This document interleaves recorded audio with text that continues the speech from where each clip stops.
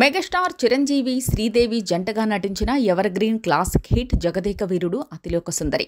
ఈ చిత్రం విడుదలై 35 ఏళ్లు అవుతోంది. ఈ క్రమంలో జగదేక వీరుడు అతిలోక సుందరి మూవీని మే 9న రిలీజ్ చేశారు. ఈ క్రమంలో ప్రమోషన్స్ అంటూ చిరంజీవి, రాఘవేంద్రరావు, అశ్విని దత్ నాటి రోజుల్లోకి వెళ్లారు.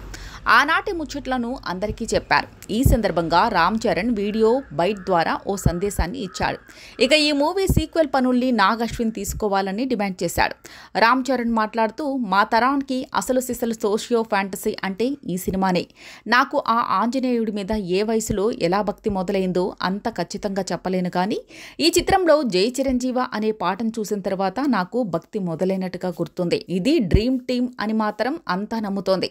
లెజెండ్స్ అంతా కలిసి ఈ చిత్రం కోసం పనిచేశారు. చిరంజీవి గారు, శ్రీదేవి గారు, రాఘవేంద్రరావు గారు, అశ్విని దత్ గారు, ఇళయరాజా గారు, ఎండమూరి గారు, పరుచూరి గారు, విన్సెంట్ గారు, ఇలా అందరూ లెజెండరీ కలిసి పనిచేశారు. మళ్ళీ ఈ టీం అంతా కలిసి పనిచేయలేదు, అందుకే ఇది డ్రీమ్ టీమ్ అని అంటున్నాం. ఇక ఈ చిత్రంలో చివర్లో చూపించినట్టుగా ఆ రింగు ఏమైంది, ఆ చేప ఎక్కడుంది అనే విషయాలను నాగ్ అశ్విన్ సమాధానం చెప్పాలి. ఇది రిక్వెస్ట్ కాదు, ఇది మా డిమాండ్ అని అన్నాడు. రామ్ చరణ్ కంటే ముందు ఇదే ఇంటర్వ్యూలో చిరంజీవి కూడా అదే మాట అన్నారు. ఈ మూవీకి సీక్వెల్ గనక తీయాల్సి వస్తే హీరోగా రామ్ చరణ్, హీరోయిన్గా జాన్వీ కపూర్ ఉన్నారని అన్నాడు. ఇక అశ్విని దత్ పిల్లలు ఈ చిత్రాన్ని నిర్మిస్తారని అన్నాడు. రాఘవేంద్రరావు పర్యవేక్షణ మాత్రం ఖచ్చితంగా ఉండాలని తెలిపాడు.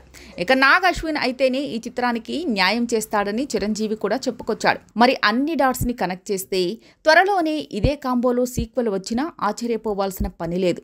మరి నాగ్ అశ్విన్ ఈ ప్రాజెక్టు గురించి ఆలోచిస్తాడో లేదో చూడాలి. ప్రస్తుతం నాగి అయితే కల్కి 2 పనుల్లో బిజీగా ఉన్నారు.